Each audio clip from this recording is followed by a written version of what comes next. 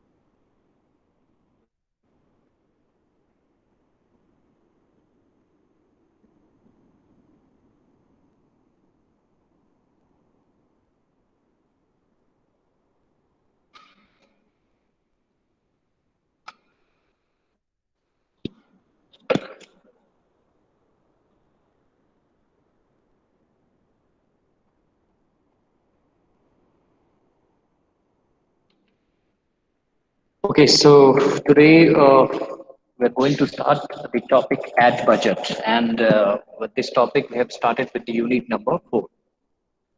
Third unit has already been covered up. The entire syllabus is now been covered. And on the basis of third unit, one assignment and quiz has been placed.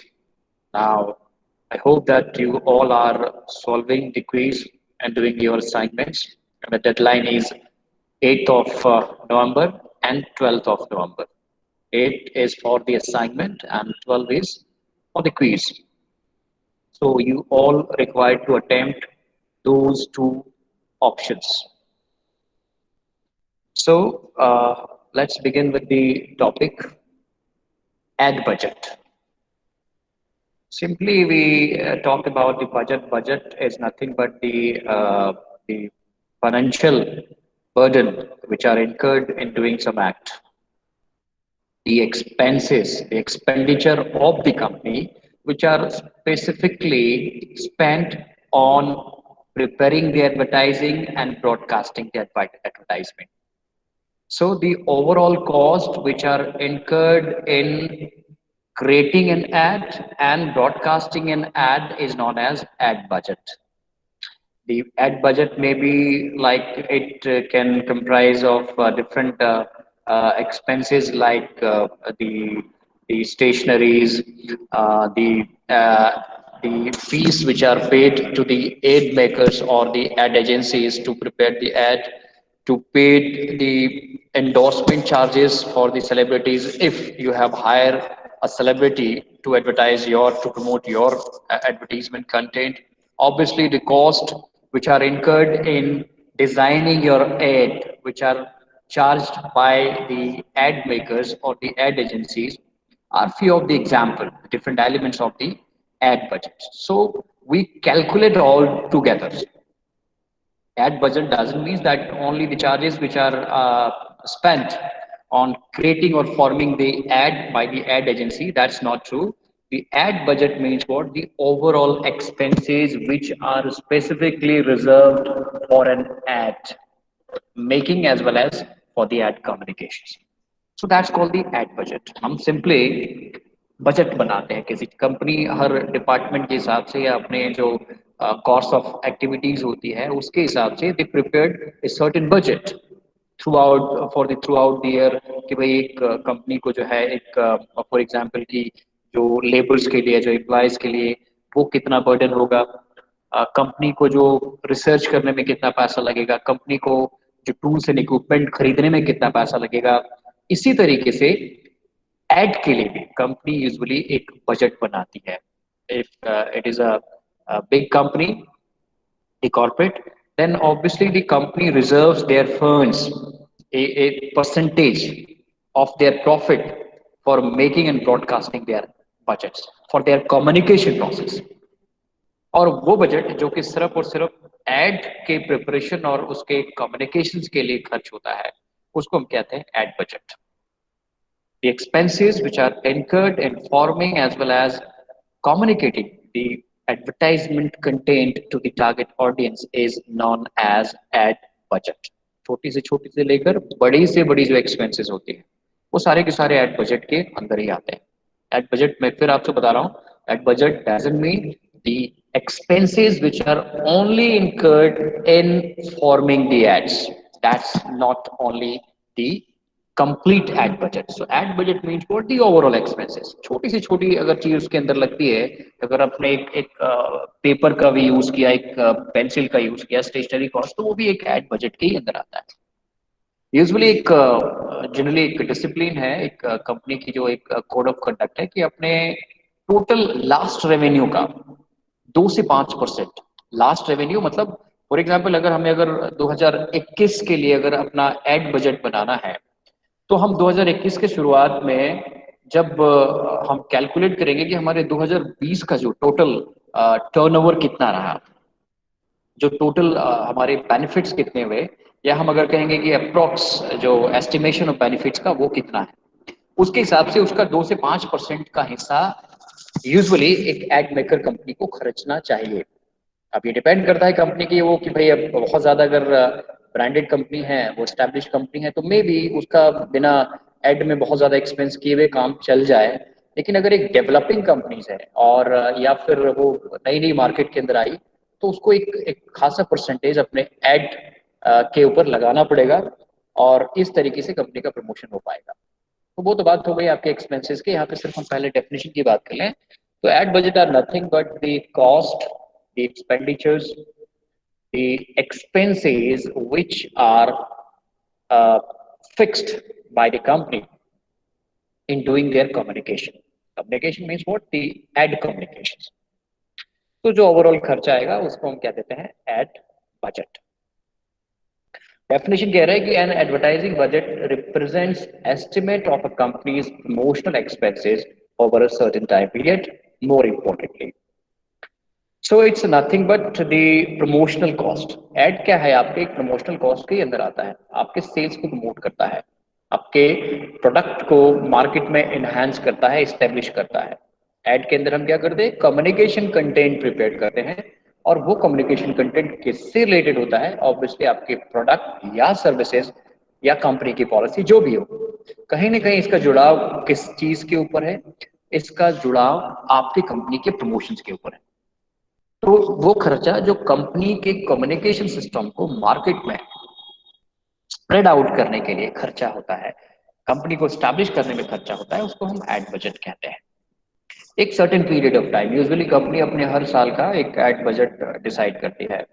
जो उनका financial plan होता है, जो कि add के लिए specifically company fix up करती है, वो यूजुअली एक साल के लिए होता है. तो हर साल के हिसाब से कंपनी अपने लास्ट रेवेन्यू को ऑब्जर्व करती है, और जितना प्रॉफिट होता है उसका 2 से 5% यूजुअली वो अपने एड के ऊपर खर्चा करता है, ताकि वो कस्टमर के दिमाग में कंपनीज के जो बेनिफिट्स हैं या जो उसके ओवरऑल सर्विसेज हैं, जो प्रोडक्ट की जो ऑप्शंस है, वो कस्टमर के दिमाग में बनी रहे, और कस्टमर कंपनी से लगातार अपना एक रिलेशनशिप बना के रखे कंपनी से, और वो एक लॉयल बना रहे. और ये इसके लिए इंपॉर्टेंट क्या है कि जब आप बार बार स्ट्राइक करेंगे कस्टमर्स के माइंड में कि we are always there for you, coming up with the new product variants, new technology, or the price benefits, discounts, offering, or anything. So this all kind of communications are carried out only through the advertisements. So advertisement usually charges some cost, and these costs to be bared up by the company for their promotional phenomena. So that is why the ad budgets are nothing but the expenses which are usually a company spent for their promotions of the company. It is the amount of money a company is willing to set aside to accomplish its marketing goals. Yes, marketing goals, if the company wants to establish in a company, if a company is there जिसका ये target है कि मैं एक साल के अंदर for example कि 10 करोड़ रुपए का रेवेन्यू जनरेट करूं, तो सिर्फ ये सोचे ना कि I will be earning a total of 10 crore of profit in this financial year 2020-21। तो सिर्फ बोलने से काम हमारा नहीं चलता है, ये होगा कैसे? ये कैसे होगा जब हम अपने जो प्रोडक्ट के क्वालिटी को या कंपनीज के ओवरऑल इमेज को मार्केट में इस तरीके से भुनाएं, मार्केट में इस तरीके से उसको रखें कि कस्टमर आसानी से हमसे इन्फ्लुएंस हो जाए और हमारे प्रोडक्ट को खरीदे। जब वो कंपनी से प्रोडक्ट को खरीदता है, क्यों? क्योंकि बिकॉज हमारी एड ने उनको इन्फ्लुएंस किया है, और तब जाके हमारी कंपनी के टारगेट पूरे हो जाते हैं, हमारे जो मार्केटिंग गोल्स हैं वो फुलफिल हो जाते हैं। So it is much important for any company or advertiser to establish their brand name in the market in front of customers. And that could happen only when a company spends a lot in their advertisement processes. The communication system should be made in such a structured manner that can influence the variety of customers. And this is only possible when you choose the effective media, when you choose the effective ad agency who create the creative contents that is to be communicated to the customers. तो वो सारी चीजें करने में कहीं ना कहीं expense आता है, कंपनी का खर्चा होता है, और वो जरूरी भी होता है कि बिना इन एक्सपेंसेस को लगाए हुए कंपनी अपनी बातों को कस्टमर तक नहीं पहुंचा सकती। So that is called the ad budget, obviously. An advertising budget is an important part of a company's overall marketing and sales budget that can be observed as an investment in a company's growth and well-being. See, जो पैसा हमारा add के ऊपर लगता है, जो हमारा पैसा प्रमोशनल कम्युनिकेशन के लिए लगता है, वो हमारे लिए एक बर्डन नहीं है, वो कंपनी के लिए बेनिफिट का काम करता है, वो कंपनी को कहीं ना कहीं लॉन्ग टर्म के लिए बेनिफिट देता है। आज आपको लगता है कि आप you are going to spend 1 crore rupees in preparing and distributing an ad to the customers, उस 1 करोड़ के बदले आप 10 करोड़ रुपए कमा सकते हैं। क्यों? क्योंकि उससे आपके प्रोडक्ट का इनहेंसमेंट हो रहा है, आपके कम्युनिकेशन को एक एड एजेंसी इस तरीके से बनाकर मीडिया के जरिए लोगों तक पहुंचाती है कि कस्टमर्स आपसे इन्फ्लुएंस होता है, आपके मैसेजेस को अपीलिंग बनाती है, इन्फ्लुएंसिंग बनाती है, और तभी आपके साथ कस्टमर जुड़ना पसंद करते हैं। और अगर ये चीजें नहीं है, अगर आपने कम्युनिकेशन सिस्टम को स्ट्रांग नहीं रखा है, अपने ऐड को एक अच्छे तरीके से इन्फ्लुएंसिंग नहीं बनाया है, तो it never works. So it is much important for a company to broadcast their messages which are pertaining to the product or the overall brand image of the company, and that is possible when company spends the money, prepare their ad budget, and to broadcast. Okay, so what are the goals of an ad? Why Simply Company decides their budgets? What are the pros and cons? Cons, I would say that where there is a very less cons are there, because in advertisement always company come up with their creative ideas, the innovative ideas. तो नुकसान की बात हम नहीं कह सकते हैं, company को बेनिफिट मैक्सिमम टर्म्स में प्रोवाइड कराता है एक एड। तो जब एड एक बेनिफिट स्कीम है कंपनी के लिए, तो हम बजट किस तरीके से तैयार करें और उसके क्या फायदे हो सकते हैं, उसके गोल्स क्या होते हैं। तो जो कंपनी का गोल किसी भी एड बजट को प्रिपेयर करने का हो है, वो कुछ इस तरीके से है। First one is a target consumers. Before deciding any ad or the expenses related to the ad to be incurred, first of all, we will decide our target market and target consumers. And उसी के हिसाब से हम usually अपना ad budget prepare करते हैं। Target consumer कहने का मतलब है कि अगर एक कंपनी है जो लोकल लेवल पे काम करती है, बड़े स्मॉल स्केल का कंपनी है, और उसका जो एरिया ऑफ ऑपरेशन है वो किसी एक सिटी के अंदर है, ऐसे बहुत सारे छोटे मोटे कंपनी हैं जो फॉर एग्जांपल वाराणसी सिटी के अंदर ही अपनी उनकी रिचनेस है, जो उनका टारगेट कस्टमर है वो सिर्फ वाराणसी रीजन के अंदर है, और वो बहुत ज्यादा एक्सटेंशन अभी लेकर नहीं आई है, दूसरे ब्रांचेज या दूसरे सिटीज के अंदर उनका जो ऑपरेशंस नहीं है, उनकी सप्लाई नहीं है। तो आपका जो टारगेट कंज्यूमर होगा वो सिर्फ वाराणसी का होगा। अब अगर वाराणसी का कस्टमर है और उस केस में अगर हम उसको टीवी पे ऐड दिखाने लगे, तो ये मेरे लिए बेनिफिशियल नहीं होगा। क्यों? क्योंकि मे भी आपका टर्नओवर उतना ज्यादा हाई नहीं होगा कि आप अपने प्रोडक्ट को टीवी के जरिए पूरे इंडिया में बताने की जरूरत है नहीं, क्योंकि आपका जो टारगेट कस्टमर है वो सिर्फ वाराणसी रीजन के अंदर लोकेटेड है। तो जब आपके जो कस्टमर बेस है वो बहुत कम है और मार्केट रिचनेस का गोल आपका बहुत ज्यादा नहीं है, बहुत बड़ा ब्रॉडर वे में नहीं है, अब बड़े लेवल पे आप उसका कम्युनिकेशन नहीं कर सकते या नहीं करना चाहिए इनफैक्ट। क्यों? क्योंकि इससे एक्सपेंसेस बहुत ज्यादा लगता है। लोकल लेवल पे हमें करना है, हम लोकल न्यूज़पेपर के अंदर अपना ऐड देंगे, हम अपना पॉम्पलेट अपना पोस्टर छपवाएंगे, हम और कई अगर मे बी अगर कंपनी थोड़ा सा अ, ज्यादा एक अच्छा स्ट्रक्चर्ड कंपनी है तो अपना एक खुद का वेबसाइट बना ले। तो इन छोटे छोटे जो माध्यम से मीडियम के जरिए हम क्या करेंगे, अपनी कम्युनिकेशन को फ्लो कर देंगे। रेडियो हो गया आपका, एफएम रेडियो सबसे बड़ा सोर्स है। एक एफएम रेडियो यूजुअली आजकल सभी लोग सुनते हैं, मोबाइल के अंदर ये सीमित हो गया है, तो एवरीबडी लिसन द एड और the programme, the songs which are coming out of there stations. तो वहां पे अगर कस्टमर की टारगेट अगर लोकल वाराणसी है तो हम एफएम रेडियो के अंदर भी ब्रॉडकास्ट कर सकते हैं, और उसके लिए हमारा एड बजट बहुत कम होगा। मैं कहूंगा कि लाखों में काफी हो जाएगा। करोड़ों में खर्च करना आपके लिए समझदारी नहीं है जब आपका टारगेट कस्टमर्स बहुत कम है, आपकी मार्केट रिचनेस बहुत कम है।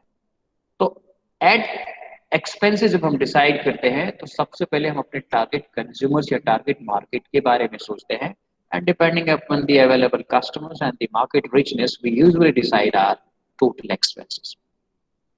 Type of media that is best for the target consumers. Now yes, अगर कुछ ऐसे प्रोडक्ट में आप डीलिंग कर रहे हैं, जैसे मान के चलिए कि आप एक फर्टिलाइजर कंपनी है जो किसानों के लिए जो खेतों में छिड़काव होता है फर्टिलाइजर का, उसका प्रोडक्शन करते हैं, यूरिया या there are so many categories of the fertiliser. Now कौन सा माध्यम, कौन सा मीडिया बेस्ट सूटेबल होगा कंपनी के लिए, जो कि उनके बातों को गांव तक पहुंचा दे। गांव के किसान यूजुअली किन मीडियम का यूज करते हैं किसी एड को सुनने के लिए? Obviously the radio, all India radio. जो अगर आपकी रिचनेस पूरे इंडिया के अंदर है और गांव तक आप बात पहुंचाना चाहते हैं तो आप ऑल इंडिया रेडियो का हेल्प लीजिए। वो आपको कम खर्चे में आपकी बातों को गांव के लोगों तक पहुंचा देगा। टीवी पे बहुत ज्यादा फायदेमंद मैं कहूंगा, हालांकि टीवी में भी ऐसे फर्टिलाइजर ऐसे ऐड आते हैं, बहुत बड़े लेवल की कंपनी है तो वो अपना कर सकती है उसका एक्सपेंस बियर। लेकिन अगर एक छोटी मोटी कंपनी है तो All India Radio is the best option, suitable option for broadcasting the companies messages to the rural farmer. गांव में लोग रेडियो सुनते हैं आज के डेट में भी। uh, पहले जमाने में खेतों में जब काम करने जाते थे जो बड़ी सी रेडियो आती थी, अभी भी इनफैक्ट वो गांव खेतों में लगा देते थे और वहां पे सुना करते थे। तो जो रेडियो है एक बहुत अच्छा मीडियम हो सकता है अगर ये प्रोडक्ट फर्टिलाइजर बेस्ड है। अगर ये कस्टमर्स कुछ प्रोडक्ट एफएमसीजी से रिलेटेड है और वो पूरे इंडिया के अंदर लोग खरीदते हैं, तो उस केस में आपके लिए बेस्ट मीडिया टीवी होगा, क्योंकि टीवी हर जगह उसकी रीच है, गांव में भी लोग देखते हैं, शहरों में देखते हैं। कस्टमर जो है वो गांव में भी लोकेटेड है, शहरों में भी लोकेटेड है, तो उस केस में हम मीडिया का सिलेक्शन टीवी करेंगे। अगर फॉर एग्जांपल कोई एफएमसीजी प्रोडक्ट हो गया, लाइक सोप हो गया, वॉशिंग पाउडर हो गया, शैम्पू हो गया, या फिर बिस्किट हो गया, मिक्सचर हो गया, कुछ और चीजें, चावल हो गया, पैकेट जो फूड्स होते हैं बहुत सारे, वो हो गए, मसाले हो गए। तो the best option if it is your target, the richness target is the whole country, then the television would be one of the most effective media for broadcasting their messages. तो अगर आपकी मार्केट रिचनेस बड़ी है, target market आपका बहुत ज्यादा बड़ा है, तो उस हिसाब से आप अपने जो एड कंटेंट को डिसाइड करेंगे और एड मीडिया को डिसाइड करेंगे, और जब एड मीडिया आपका बड़ा होगा, टीवी होगा, तो आपके एक्सपेंसेस भी उसी हिसाब से आपको डिसाइड करने पड़ेंगे। Right approach for the target customers. अब किन कस्टमर्स को कौन सा कम्युनिकेशन करना है, ये भी आपके एड एजेंडा में होना चाहिए। कस्टमर्स की ज़रूरतें अलग-अलग होती हैं और उनके हिसाब से आप अलग तरह के प्रोडक्ट बनाते हैं। तो what kind of a product which is to be delivered to the customers, that should be taken in consideration, and depending upon that you need to decide the your ad expenditures, expected profit from each rupees of advertising spending. Yes, when you are deciding your ad budget, you must have an idea about the return on investment, ROI. जब आप पैसा लगाइए, usually जब company अपने add के अंदर पैसा लगाती है तो उसका एक एक ऑब्जर्वेशन कर लेती है, एक प्रिजम्पशन बना लेती है कि अगर मैं 1 करोड़ रुपए इसमें लगा रहा हूँ तो मुझे इसके अंदर कितना प्रॉफिट मिल सकता है या मिलना चाहिए। ये जो मार्केटिंग एफर्ट है सिर्फ इसलिए नहीं है कि हम अपनी कंपनी को स्टैब्लिश बनाना चाहते हैं, स्टैब्लिश बनाकर अल्टीमेटली प्रोडक्ट बेचना चाहते हैं और प्रोडक्ट बेचकर पैसा कमाना चाहते हैं, कमर्शियलिटी है। If it is a commercial ad, obviously the main motto of broadcasting any kind of the ad content to the viewers, to the audience, is obviously to get profit from them. So once you have decided your ad content, your target market, your media, your overall expenditure, try to calculate the return on investment also. Because आपका अगर add में करोड़ों रुपया का खर्च होता है और उसकी आमदनी अगर कुछ नहीं होती है तो इसका मतलब आप डूब जाएंगे या आपको बहुत बड़ा लॉस हो जाएगा। तो आप जब एड बजट डिसाइड करते हैं तो उसके हिसाब से अपने प्रोस्पेक्ट्स भी एक जो है उसका प्रिजम्पशन करें, उसको ऑब्जर्व करें और तब जाके इसको बनाएं। Advertising budget, how much is enough? अब एक क्वेश्चन है कि हमने आपको बहुत पहले बता दिया था शुरू में कि what should be the right figure of an ad budget, how much a company should spend on their communication processes। ऐसा तो नहीं है कि भाई अगर हम बहुत ज्यादा पैसा कमा रहे हैं तो कमाई का आधा हिस्सा हम एड में लगा दें, नहीं होता। एक आइडियल जो परसेंटेज है या फिगर है हम बात करें, जैसा कि अभी आपको बताया कि 2 से 5% ऑफ लास्ट रेवेन्यू, आपने पिछले साल जो अपना एड में खर्चा किया और उसके बेसिस पे जब आपको प्रॉफिट हुआ, जो मुनाफा हुआ, उस मुनाफे का 2 से लेके 5% आपको खर्च करना है और करना ही है। करना है, एक ऑप्शनल नहीं है। अगर आप बहुत बड़े वेल एस्टैब्लिश कंपनी नहीं है तो ऐसा मत करिए कि अगर आपको पिछले साल काफी फायदा हो गया तो आप उस लास्ट वाले एडवर्टीजमेंट को के बदौलत फिर इस साल से आप फायदा कमाने वाले हैं, ऐसा पॉसिबल नहीं है। So what is the best idea is obviously try to spend 2 to 5% of total revenue which were earned in the last financial year. That is the ideal figure. Spend as much as possible पहले में तो लिख दिया गया है, but second line में एक कहीं ना कहीं परसेंटेज डिसाइड कर दिया जो कि एक आइडियल परसेंटेज है।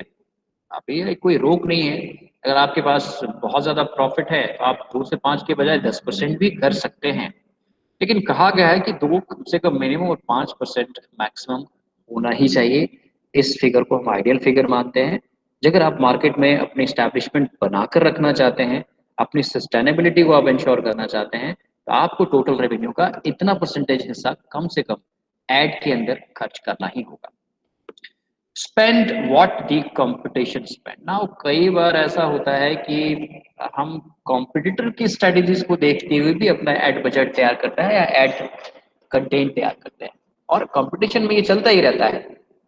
अब इस सीजनल सेल है तो फॉर एग्जांपल फ्लिपकार्ट कह रहा है कि हम इतने परसेंट का डिस्काउंट दे रहे हैं, इतने से इतने के बीच दे रहे हैं। अब अगर फ्लिपकार्ट ने कह दिया तो अमेजन को फॉलो करना ही पड़ेगा, या अमेजन ने कहा तो फ्लिपकार्ट को भी फॉलो करना पड़ेगा, मिंत्रा को भी फॉलो करना पड़ेगा, स्नैपडील को भी फॉलो करना पड़ेगा। एक कंपटीशन है।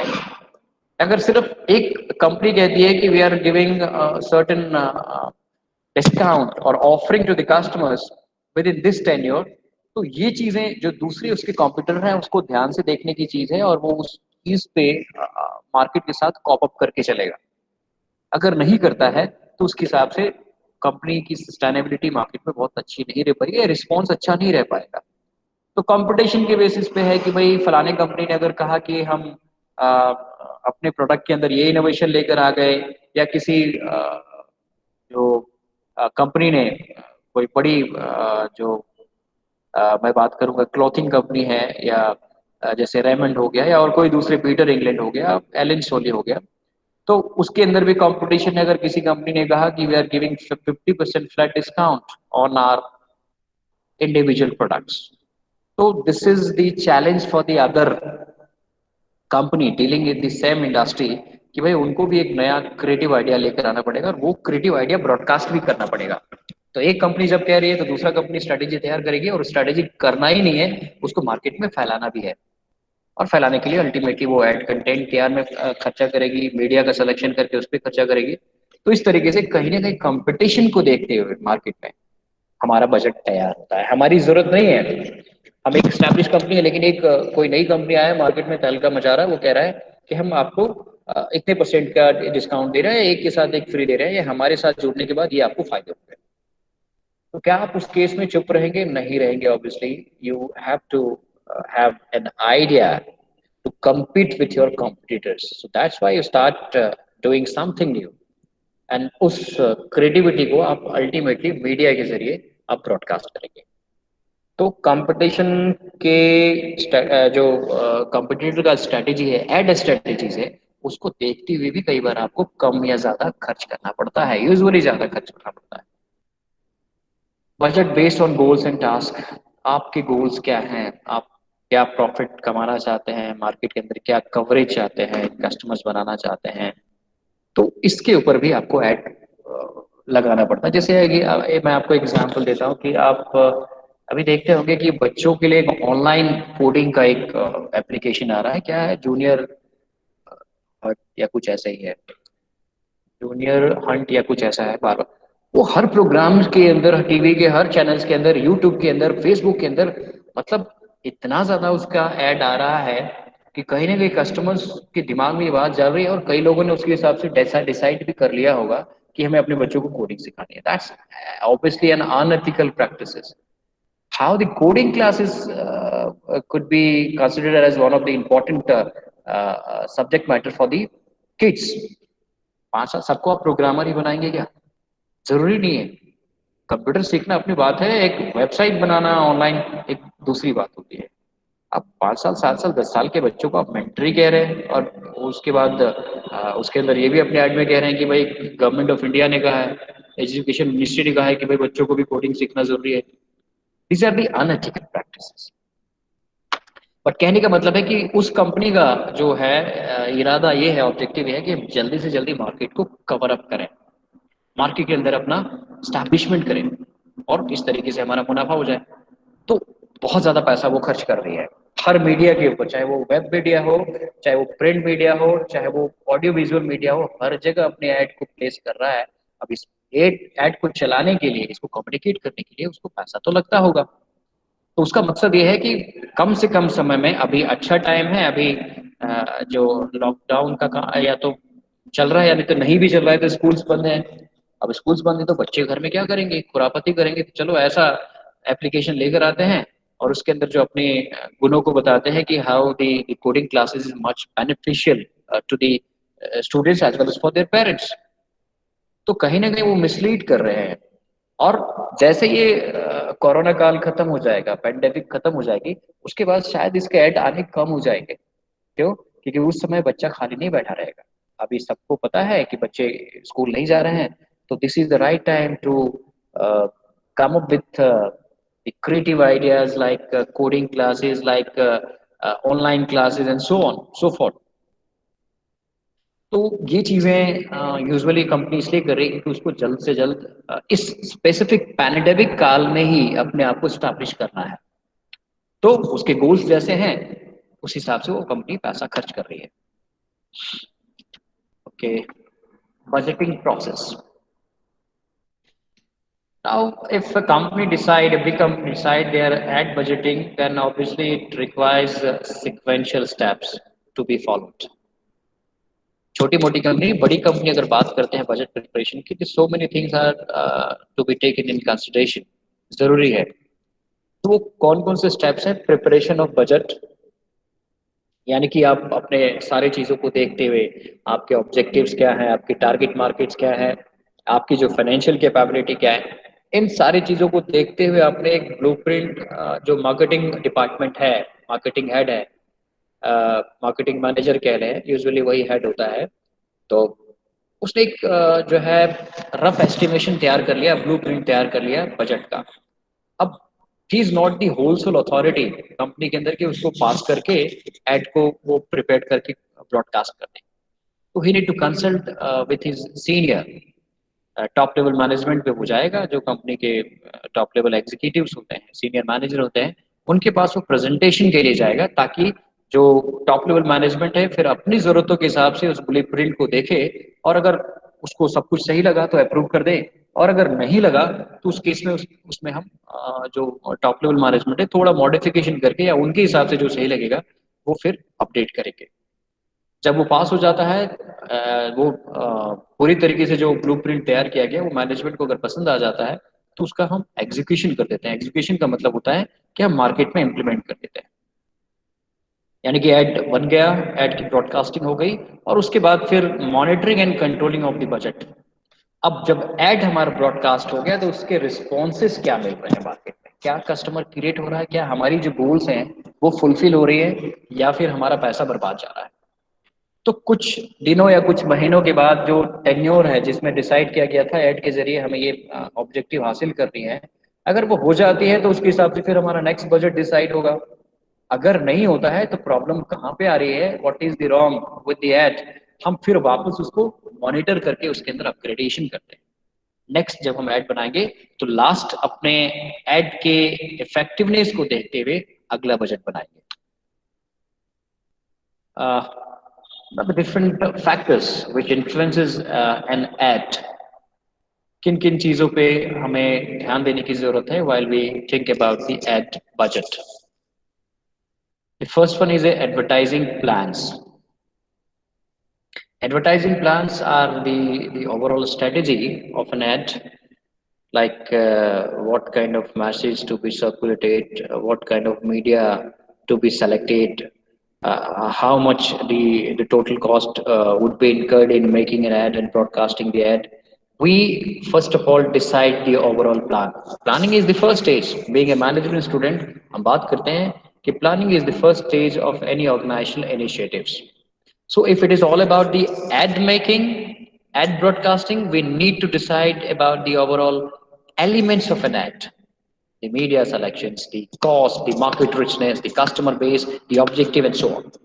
तो पहला स्टेप में हम क्या करेंगे, एड तैयार करेंगे। The coming to the next one, marketing opportunities. हम किस टारगेट मार्केट के लिए अल्टीमेटली ऐड बनाने जा रहे हैं, और उससे हमारे जो प्रोस्पेक्ट्स हैं, जो फायदे हैं, क्या मिल सकते हैं, क्या बेनिफिट हो सकता है, उस चीज को भी हम सेकेंड स्टेप में डिसाइड करेंगे।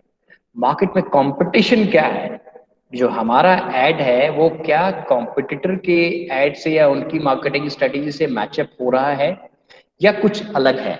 अगर अलग है तो हम कैसे उनके बराबर या उनसे ज्यादा इफेक्टिव ऐड बनाएंगे।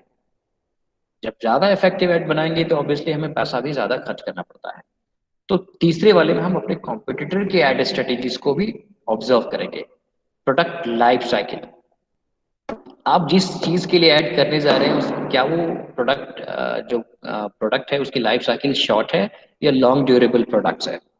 अगर शॉर्ट प्रोडक्ट है तो उस केस में हमारी एड स्ट्रेटेजी भी शॉर्ट होनी चाहिए, लॉन्ग टर्म गोल नहीं होना चाहिए।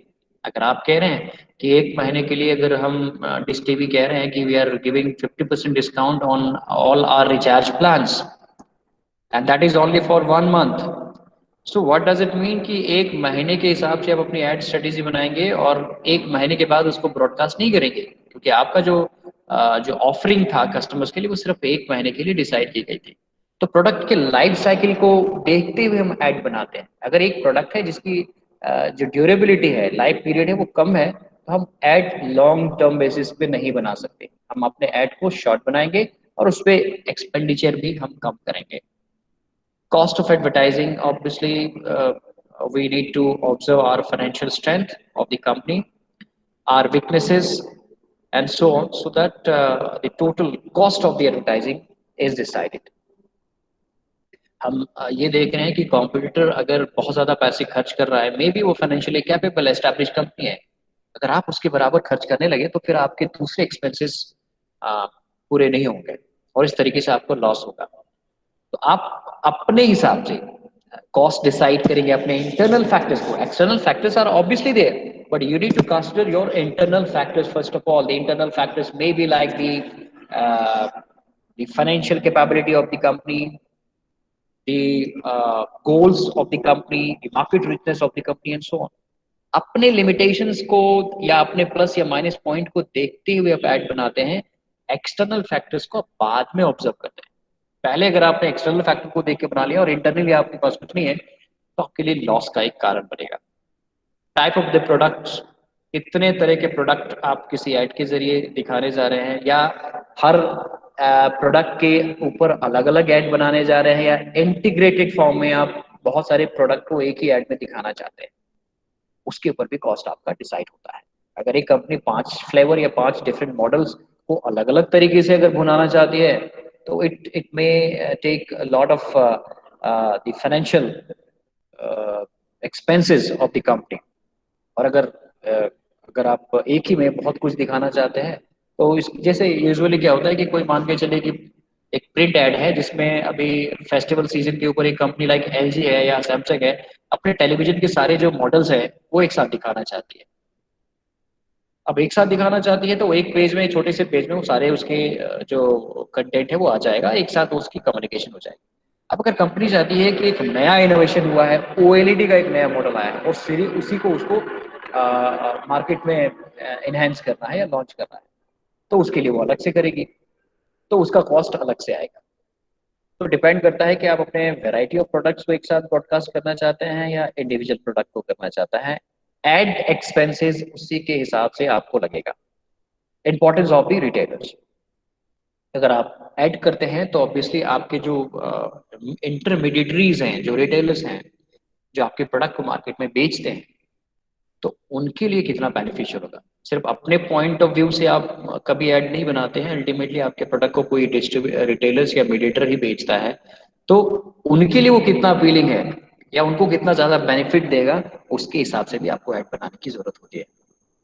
Okay, so that's all about the ad budget.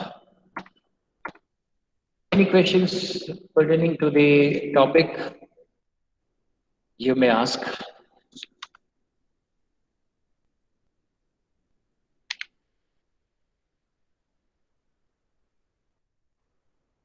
Any question?